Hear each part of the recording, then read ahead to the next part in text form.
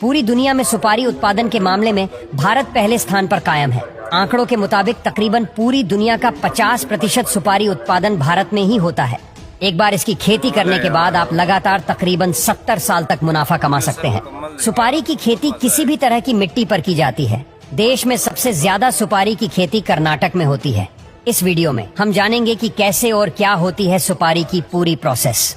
जिस सुपारी को हम खरीद कर लाते हैं वह सीधे पेड़ से तोड़ा सुपारी के फल को चीर कर सुपारी को निकाला जाता है। नारियल के पेड़ की तरह कुछ ऐसा सुपारी का पेड़ भी काफी लंबा होता है। भारत में सुपारी की खेती अंडमान, निकोबार, कर्नाटक, मिजोरम, केरल, मेघालय और महाराष्ट्र जैसे शहरों के ठंडे इलाकों में की जाती है। दिसंबर से फरवरी महीने के बीच इनके पेड़ों में फल आना शुरू हो जाते हैं। इनके फल खजूर की तरह दिखते हैं। इनके फल एक झुंड में आते हैं और जब इनके फल सही सुपारी के फलों की हार्वेस्टिंग की जाती है, जिसके लिए वर्कर्स धारदार हथियार की मदद से पेड़ के ऊपर चढ़कर सुपारी के फल की टहनी को काट कर नीचे गिराते हैं। और ये काम इतना रिस्की है कि इतनी ऊंचाई पर चढ़ने के बाद पैर फिसलने पर इनकी जान भी जा सकती है। इसके पेड़ नारियल के अच्छे और रोजाना करने वाले वर्कर्स ही करते हैं। अब सारी सुपारी की टहनियों को अगली प्रोसेस के लिए भेज दिया जाता है, जहाँ पर उन सुपारियों के टहनियों से सारे फलों को पीट पीट कर अलग किया जाता है। इस काम को करने में काफी मेहनत लगता है।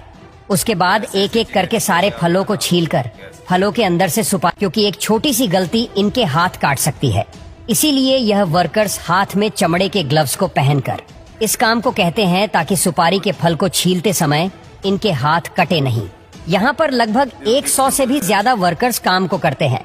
कहा जाता है कि इनके पूर्वज भी इसी काम को करते आए हैं। यहाँ तक कि इनके बच्चे भी इस काम को बड़ी तेजी से कर लेते हैं। इसलिए अब इन सुपारियों के कड़वेपन को हटाने के लिए एक बड़े से भट्टे में सारी सुपारियां कत्थे के पानी में उबाली जाती है। ऐसा करने से सुपारी का कड़वा स्वाद मीठा हो जाता है और सुपारी को कत्थे में उबाले जाने के कारण सुपारी का रंग गहरा लाल हो जाता है। अब लगभग 10 दिनों तक इनको कड़ी धूप में अच्छी तरह से सुखाया जाता है और समय समय पर इनको पलटा भी जाता है, ताकि सारी सुपारी अच्छी तरह से सूख कर तैयार हो सके।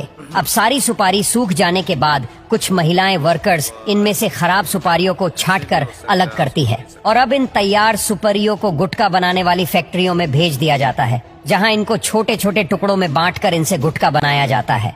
आपने सुपारी खाए नहीं तो देखी जरूर होगी, क्योंकि इस सुपारी को पान में या तो पान मसाला में डाला जाता है, पूजा में भी उपयोग किया जाता है।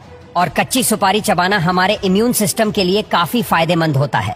रोजाना सुपारी का सेवन करने से पेट की समस्याओं से छुटकारा मिलता है। अगर आपको कब्ज की समस्या है तो सुपारी का सेवन करना चाहिए। इससे पाचन तंत्र मजबूत होता है और रोजाना 1 से 2 टुकड़ा सुपारी चबाने से शरीर के टॉक्सिन बाहर निकलते हैं और साथ ही कब्ज से भी राहत मिलता है। लेकिन शायद आपको भी पता नहीं होगा कि ये सुपारी कैसे बनती है। एक पेड़ से करीब 2 से 3 किलो सुपारी निकलती है। 1 एकड़ जमीन पर 600 के आसपास पेड़ लगते हैं। इससे करीब 4 क्विंटल सुपारी का उत्पादन होता है। इसे बाजार के हिसाब से 5 लाख तक का उत्पादन लिया जा सकता है। दरअसल बाजार में सुपारी 300 से लेकर 4